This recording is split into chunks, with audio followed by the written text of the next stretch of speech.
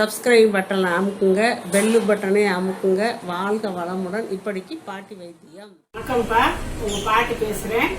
இப்போ நான் கேழ்வரகு மாவும் சக்கரை கிழங்கு இதெல்லாம் வச்சு நான் உங்களுக்கு ஒரு லட்டு செஞ்சு காட்ட போகிறேன். இது பாருங்கப்பா, கேழ்வரகு மாவு காப்படி உலக்கில் கால்படி உலக்கு எடுத்து வச்சுருக்கிறேன்.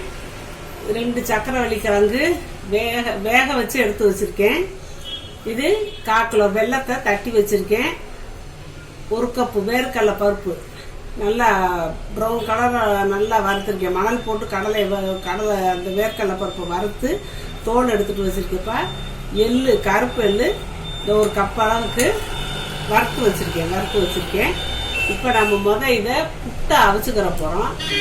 சொல்லித்தரேன், ஒன்றா சொல்கிறேன். மாவை இதில் போட்டுட்டோம்ப்பா.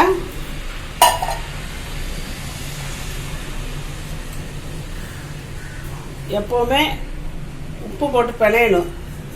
புட்டுன்னா நமக்கு உப்பு போட்டு தான் செய்யணும், அப்போ தான் நல்லாயிருக்கும் டேஸ்ட்டாக. இதில் கொஞ்சம் கொஞ்சமாக தண்ணியை ஊற்றி நம்ம புட்டு பதத்துக்கு பிசைஞ்சுக்கிருவோம். கொஞ்சம் கொஞ்சமாக ஊற்றி வரணும்ப்பா. இதெல்லாம் தண்ணி கணக்கு சொல்ல முடியாதுப்பா. ஏன்னா ஒரு மாவு கூட பிடிக்கும், ஒரு மாவு குறையா பிடிக்கும் தண்ணி. அதனால் இப்போ நம்ம ஊற்றி நிதானமாக கிண்டிக்கிற வேண்டியதுதான்.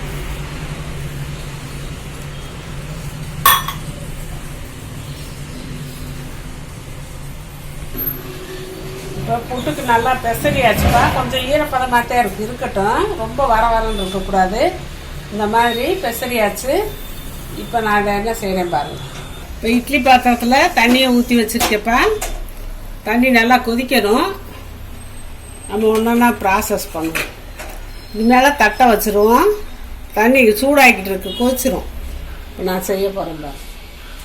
இப்போ இந்த மூடி மேலே ஒரு வெள்ளை துணியை ஈரம் பண்ணி வச்சுருக்கேன்ப்பா. இப்போ இந்த மாவை இதில் போட்டிருக்கோம். புட்டு வேக வைக்கிறதுக்கு புட்டும் அவிக்கலாம், குழாயிலையும் வச்சு அவிக்கலாம், இப்படியும் அவிக்கலாம். ஒரு தடவை நான் உங்களுக்கு குழாயில் வேக வச்சு காட்டியிருக்கேன். இப்போ சாதாரணமாக துணியில் எப்படி வேக வைக்கிறது கேட்டிருக்காங்க நிறைய பேர். அதனால் இந்த தடவை துணியில் வச்சு உங்களுக்கு காட்டுறேன்.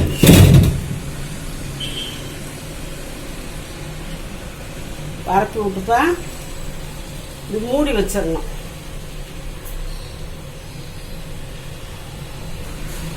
மூடி இதில் கொதி வரணும். தண்ணி இன்னும் கொதி வரவும் நான் வச்சு காட்டுறேன்.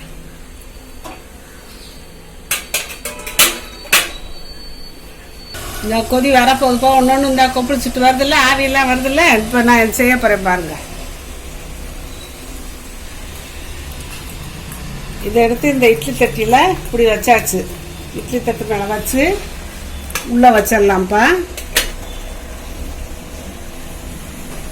மூடிடுவோம். ஒரு 10 நிமிஷத்தில் வெந்துடும். நம்ம அதுக்குள்ளே வேறு வேலை பார்ப்போம்.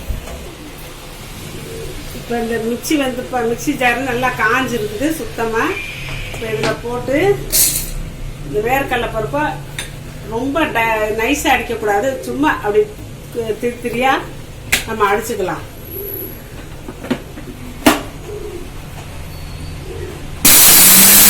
எல்லாத்துக்கு அடிச்சாச்சுப்பா. இப்போ இதை போட்டு வச்சுக்கலாம்.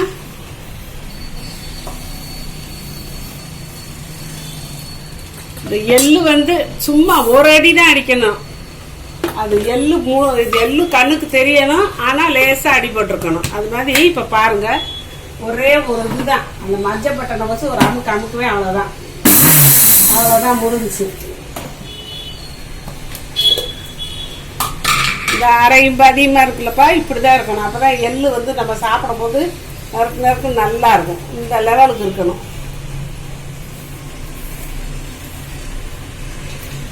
இந்த வெல்லமும் தட்டி தான் வச்சுருக்கேன், இருந்தாலும் கட்டியும் முட்டியுமா இருக்கும். இந்த இப்படியெல்லாம் கட்டி வருதில்ல, அதெல்லாம் இல்லாமல் இருக்கிறதுக்கு இதையும் ஒரு அடி அடித்து இதில் போட்டுக்கலாம்.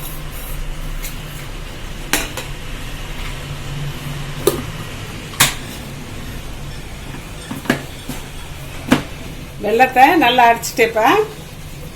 இதையும் நம்ம போட்டு வச்சுக்கலாம்.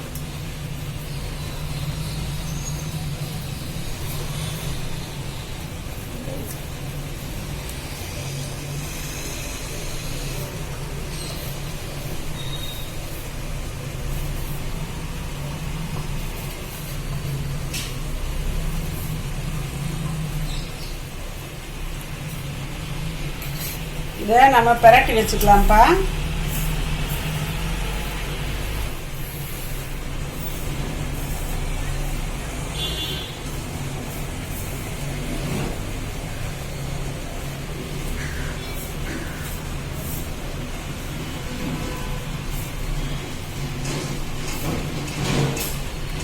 சக்கரவள்ளி கிழங்கு வேக வச்சிருக்கப்ப இந்த தோலை உரிச்சிடலாம். தோல் இருந்தால் நல்லா இருக்காது, தோலை உரிச்சிடலாம். இப்போ கிழங்க உரிச்சாச்சுப்பா, தோலை உரிச்சாச்சு. இப்போ வந்து இதை நசிக்கலாம்.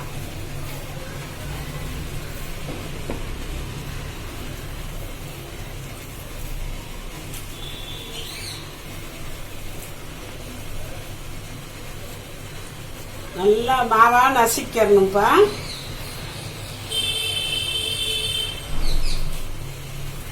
சக்கரவள்ளி கிழங்குல அதே கொஞ்சம் இனிப்பாக தான் இருக்கும். ஸ்வீட் பொட்டேட்டோன்னு சொல்லுவாங்கப்பா.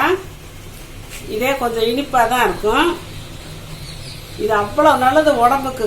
குழந்தைகளுக்கெல்லாம் அப்படியே கொஞ்சம் வீக்காக இருக்கவங்க, ஒல்லியாக இருக்கவங்கெல்லாம் இதை அடிக்கடி நம்ம சேர்த்துக்கிட்டே வந்தோம்னா அவங்களுக்கு நல்லா உடம்பு புசு புசுன்னு வரும்ப்பா.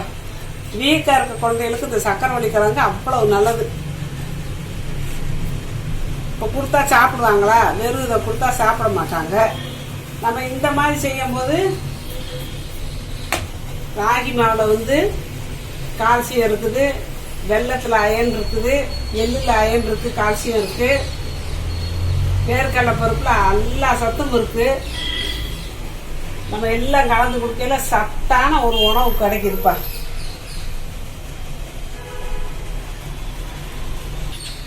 இப்போ நம்ம இந்த பிணைஞ்சு வச்சதெல்லாம் இதில் போட்டுக்கலாம்ப்பா ஒரு பாத்திரத்தில். இதுதான் பெரட்டுறதுக்கு நல்லா வரும்.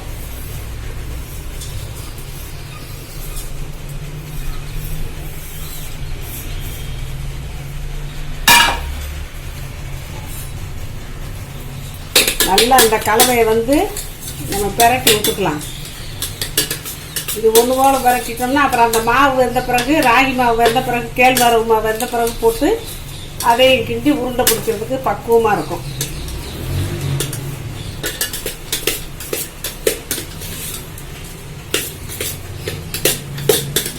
ஒரு 10 நிமிஷம் ஆயிடுச்சுப்பா. சுற்றி ஆவி வருது பாருங்க. ஆவி வந்தால் வெந்துரும்னு அர்த்தம். 10 நிமிஷத்தில் ஆவி வந்தாலும் கொஞ்சம் நேரம் விட்டுறணும். ஒரு நிமிஷம் 2 நிமிஷம் விட்டுட்டு தான் நம்ம எடுக்கணும். இப்போ எடுப்போம். வெந்துருக்கான்னு முதல் பார்க்கணும்ப்பா.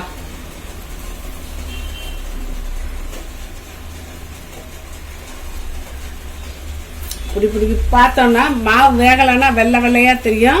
இது நல்லா வெந்துருச்சுப்பா, அதனால் வெள்ளையெல்லாம் தெரியல. மாவு இல்லாட்டி வெள்ளையாக தெரியும். அந்த மாவு வேகாத மாவு தெரியும். இப்போ நல்லா அழகாக வெந்துருச்சு. இப்போ அடுப்பு ஆஃப் பண்ணிடலாம். ஆஃப் பண்ணிவிட்டு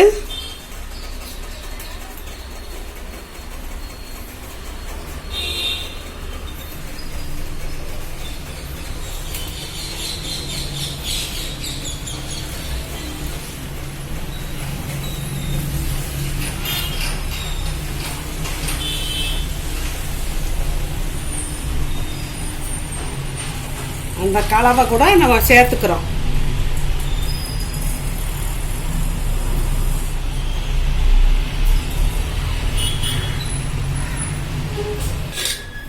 நம்ம சூட்டோட பிரட்டும் போது அந்த வெல்லம் எல்லாம் கரைஞ்சு இதில் சேரும்ப்பா.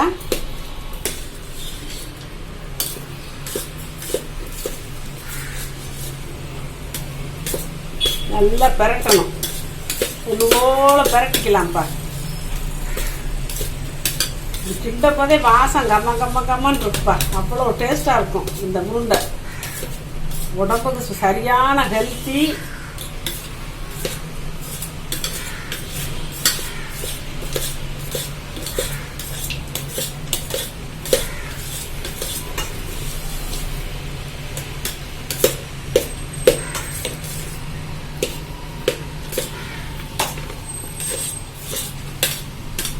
நல்லா கலக்கியாச்சுப்பா.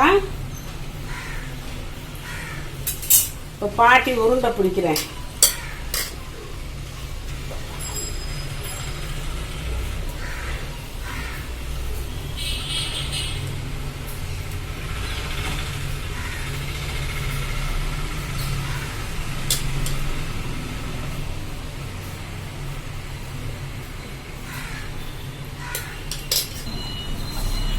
இப்போ இந்த உருண்டையிலப்பா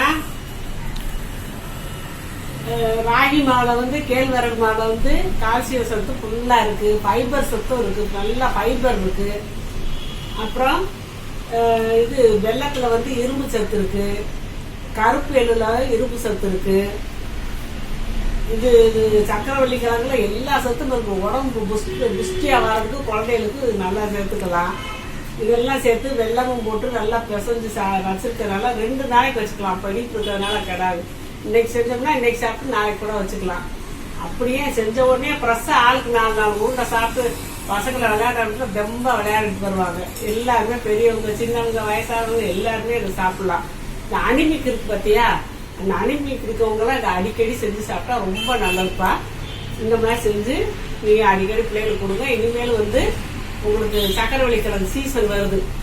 எந்த வழியிலையாவது அவங்களுக்கு சேர்த்து கொடுத்துருங்க. சக்கரவள்ளி கிழங்கு சமையல் பொரியல் பண்ணி கொடுக்கலாம், அவிச்சு கொடுக்கலாம், இந்த மாதிரி பரட்டி கொடுக்கலாம். இந்த மாதிரி செஞ்சு இந்த சீசனில் கொடுத்துருங்க. அந்தந்த சீசன் காயை அப்பப்போ சாப்பிட்றது ரொம்ப நல்லதுப்பா. இனிமேல் பாட்டி சொன்ன மாதிரி இந்த மாதிரி செஞ்சு குழந்தைங்களுக்கு கண்டிப்பாக நீங்களாம் கொடுத்தே ஆகணும்ப்பா. வாழ்க வளமுடன். சப்ஸ்கிரைப் பட்டனை அமுக்குங்க, பெல்லு பட்டனை அமுக்குங்க. வாழ்க வளமுடன். இப்படிக்கு பாட்டி வைத்தியம்.